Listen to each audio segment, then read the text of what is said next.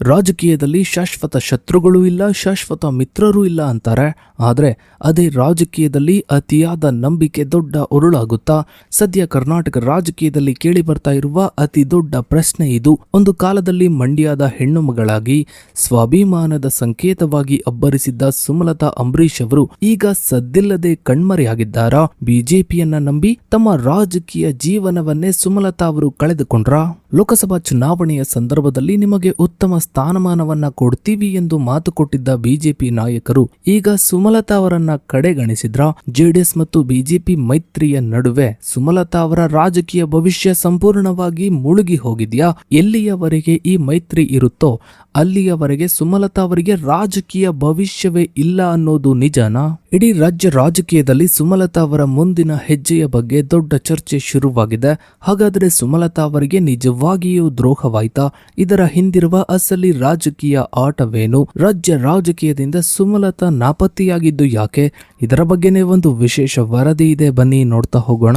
ಸ್ನೇಹಿತರೆ, ಕರ್ನಾಟಕದ ಹಳೆ ಮೈಸೂರು ಭಾಗದ ರಾಜಕೀಯದಲ್ಲಿ ತೀವ್ರ ಸಂಚಲನ ಮೂಡಿಸಿದ್ದ ಮಂಡ್ಯದ ಮಾಜಿ ಸಂಸದೆ ಸುಮಲತಾ ಅವರು ಸದ್ಯದ ರಾಜಕೀಯ ಬೆಳವಣಿಗೆಗಳಲ್ಲಿ ಸದ್ದಿಲ್ಲದೆ ಕಣ್ಮರೆಯಾಗಿರುವುದು ರಾಜ್ಯ ರಾಜಕೀಯ ವಲಯದಲ್ಲಿ ತೀವ್ರ ಚರ್ಚೆಗೆ ಗ್ರಾಸವಾಗಿದೆ. ರಾಜಕೀಯ ಅಸ್ತಿತ್ವಕ್ಕಾಗಿ ಮತ್ತು ಮಂಡ್ಯದ ಸ್ವಾಭಿಮಾನದ ರಕ್ಷಣೆಗಾಗಿ ರಾಷ್ಟ್ರೀಯ ಪಕ್ಷವಾದ ಬಿಜೆಪಿಯನ್ನ ನಂಬಿ ತನ್ನ ಸ್ವತಂತ್ರ ಸ್ಥಾನಮಾನವನ್ನ ತ್ಯಾಗ ಮಾಡಿದ ಸುಮಲತಾ ಅವರು ಸದ್ಯಕ್ಕೆ ಯಾವುದೇ ಪ್ರಮುಖ ರಾಜಕೀಯ ಸ್ಥಾನಮಾನಗಳಿಲ್ಲದೆ ಮೂಲೆ ಗುಂಪಾಗಿದ್ದಾರೆ. ಸ್ನೇಹಿತರೆ, ಮಂಡ್ಯ ಲೋಕಸಭಾ ಕ್ಷೇತ್ರವು ಕೇವಲ ಒಂದು ರಾಜಕೀಯ ಕಣವಾಗಿರದೆ ಸಿನಿಮಾ ರಂಗ ಹಾಗೂ ರಾಜಕೀಯದ ನಾಯಕ ಅಂಬರೀಶ್ ಅವರ ಕುಟುಂಬದೊಂದಿಗೆ ಆಳವಾದ ಭಾವನಾತ್ಮಕ ಸಂಬಂಧವನ್ನ ಹೊಂದಿದೆ. ಅಂಬರೀಶ್ ಅವರು ಈ ಕ್ಷೇತ್ರದಿಂದ 4 ಬಾರಿ ಚುನಾವಣೆಯಲ್ಲಿ ಜಯಗಳಿಸಿ ಮಂಡ್ಯದ ಜನರೊಂದಿಗೆ ಅವಿನಾಭಾವ ಸಂಬಂಧವನ್ನ ಬೆಳೆಸಿಕೊಂಡಿದ್ರು. ಇವರ ನಿಧನದ ನಂತರ ಮಂಡ್ಯದ ಜನರ ಮತ್ತು ಅಭಿಮಾನಿಗಳ ತೀವ್ರ ಒತ್ತಾಯದ ಮೇರೆಗೆ ಸುಮಲತಾ ಅಂಬರೀಶ್ ಅವರು 2019 ಲೋಕಸಭಾ ಚುನಾವಣೆಯಲ್ಲಿ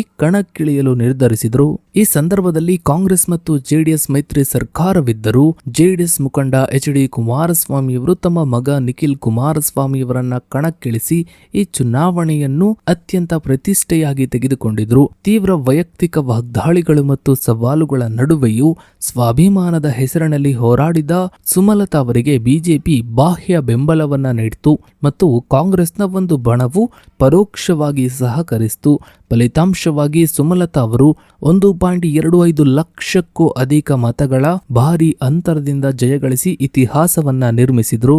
ಅಂಬರೀಶ್ ಅವರ ಕಾಲದಿಂದಲೂ ಜೆಡಿಎಸ್ ಮತ್ತು ಅಂಬರೀಶ್ ಕುಟುಂಬದ ನಡುವೆ ಇದ್ದ ರಾಜಕೀಯ ವೈರತ್ವವು ಸುಮಲತಾ ಅವರ ಅವಧಿಯಲ್ಲಿಯೂ ಮುಂದುವರಿಯಿತು. ಕೆಆರ್ಎಸ್ ಅಣೆಕಟ್ಟು ಬಿರುಕು ಬಿಟ್ಟಿದೆ ಎಂಬ ವಿವಾದದ ಸಂದರ್ಭದಲ್ಲಿ ಎಚ್.ಡಿ. ಕುಮಾರಸ್ವಾಮಿಯವರು ಸುಮಲತಾ ಅವರ ವಿರುದ್ಧ ನೀಡಿದ್ದ ತೀಕ್ಷ್ಣ ಮತ್ತು ವೈಯಕ್ತಿಕ ಹೇಳಿಕೆಗಳು ಈ ವೈರತ್ವವನ್ನ ಮತ್ತಷ್ಟು ತಾರಕಕ್ಕೇರಿಸಿದ್ವು. ಇನ್ನು ಸ್ನೇಹಿತರೆ, 2023 ವಿಧಾನಸಭಾ ಚುನಾವಣೆಯಲ್ಲಿ ಕಾಂಗ್ರೆಸ್ ಭಾರಿ ಬಹುಮತದೊಂದಿಗೆ ಅಧಿಕಾರಕ್ಕೆ ಬಂದ ನಂತರ ರಾಜಕೀಯ ಚಿತ್ರಣವೇ ಸಂಪೂರ್ಣವಾಗಿ ಬದಲಾಯಿತು. ಲೋಕಸಭಾ ಚುನಾವಣೆಯಲ್ಲಿ ಕಾಂಗ್ರೆಸ್ ಅನ್ನ ಎದುರಿಸಲು ಬಿಜೆಪಿ ಮತ್ತು ಜೆಡಿಎಸ್ ಕೈಜೋಡಿಸಿ ಎನ್ಡಿಎ ಒಕ್ಕೂಟವನ್ನ ರಚಿಸಿಕೊಂಡ್ವು. ಈ ಮೈತ್ರಿಯ ಅಡಿಯಲ್ಲಿ ಹಳೆ ಮೈಸೂರು ಭಾಗದಲ್ಲಿ ಸಾಂಪ್ರದಾಯಿಕ ಹಿಡಿತ ಹೊಂದಿರುವ ಜೆಡಿಎಸ್ ಮಂಡ್ಯ ಕ್ಷೇತ್ರವನ್ನ ತನಗೆ ಬಿಟ್ಟುಕೊಡಬೇಕೆಂದು ಹಠವನ್ನ ಹಿಡಿಯಿತು. ಸೇರ್ಪಡೆ ಮಾತುಕತೆಗಳ ಆರಂಭದಲ್ಲಿ ಸುಮಲತಾ ಅವರು ತಾವು ಸಿಟ್ಟಿಂಗ್ ಎಂಪಿ ಆಗಿರುವುದರಿಂದ ತಮಗೆ ಟಿಕೆಟ್ ಸಿಗಲಿದೆ ಎಂಬ ದೃಢ ವಿಶ್ವಾಸವನ್ನ ವ್ಯಕ್ತಪಡಿಸಿದ್ರು. ಆದರೆ ಮೈತ್ರಿಯ ರಾಷ್ಟ್ರೀಯ ಹಿತದೃಷ್ಟಿಯಿಂದ ಬಿಜೆಪಿ ಹೈಕಮಾಂಡ್ ಮಂಡ್ಯ ಕ್ಷೇತ್ರವನ್ನ ಜೆಡಿಎಸ್ ಅಭ್ಯರ್ಥಿ ಎಚ್.ಡಿ. ಕುಮಾರಸ್ವಾಮಿ ಅವರಿಗೆ ಬಿಟ್ಟುಕೊಡಲು ನಿರ್ಧರಿಸಿತು.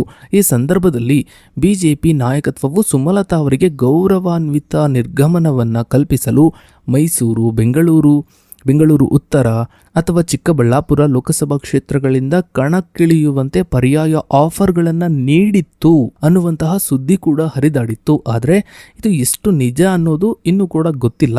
ಆದ್ರೆ ಮಂಡ್ಯದೊಂದಿಗಿನ ಒಡನಾಟವನ್ನ ಕಡಿದುಕೊಳ್ಳಲು ಬ್ರೇಕ್ ಮಾಡ್ಕೊಳ್ಳೋದಕ್ಕೆ ಇಷ್ಟವಿಲ್ಲದ ಕಾರಣ ಸುಮಲತಾ ಅವರು ಇದನ್ನ ನಿರಾಕರಿಸಿದ್ರು ಅಂತ ಹೇಳಲಾಗುತ್ತೆ. ಆದ್ರೆ ಈಗ ಬಿಜೆಪಿ ಸುಮಲತಾ ಅವರನ್ನ ಇಟ್ಟಿರುವಂತಹ ಪೊಸಿಷನ್ ಏನಿದೆ, ಈ ಪೊಸಿಷನ್ ಅನ್ನ ನೋಡಿದ್ರೆ ಆಗ ಈ ರೀತಿಯ ಆಫರ್ಗಳು ಬಂದಿದ್ದು ನಿಜಾನ ಅನ್ನುವಂತಹ ಅನುಮಾನ ಬರುತ್ತೆ. ಅದೇ ಸಮಯದಲ್ಲಿ ಕಾಂಗ್ರೆಸ್ ಪಕ್ಷದ ವಲಯದಿಂದಲೂ ಸುಮಲತಾ ಅವರಿಗೆ ಆಹ್ವಾನಗಳು ಬಂದಿದ್ವು.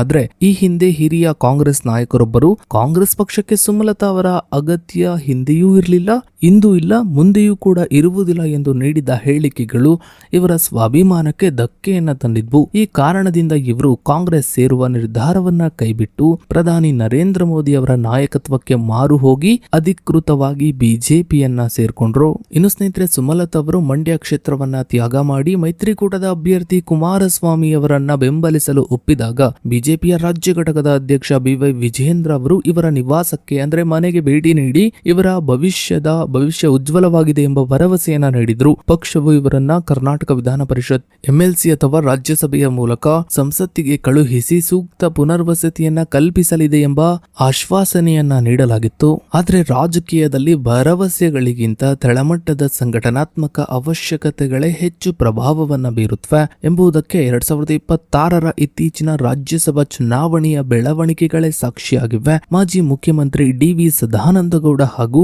ಸುಮಲತಾ ಅವರ ಹೆಸರುಗಳು ದೆಹಲಿ ಮಟ್ಟದಲ್ಲಿ ಚರ್ಚೆಯಾಗಿದ್ದರು. ಅಂತಿಮವಾಗಿ ಇಬ್ಬರನ್ನ ಕಣಕ್ಕಿಳಿಸದೆ ಹುಬ್ಬಳ್ಳಿ ಮೂಲದ RSS ಬೆಂಬಲಿತ ಶಿಕ್ಷಣ ತಜ್ಞ ಪ್ರೊಫೆಸರ್ M ನಾಗರಾಜ್ ಅವರಿಗೆ ಬಿಜೆಪಿ ಮಣೆ ಹಾಕ್ತು.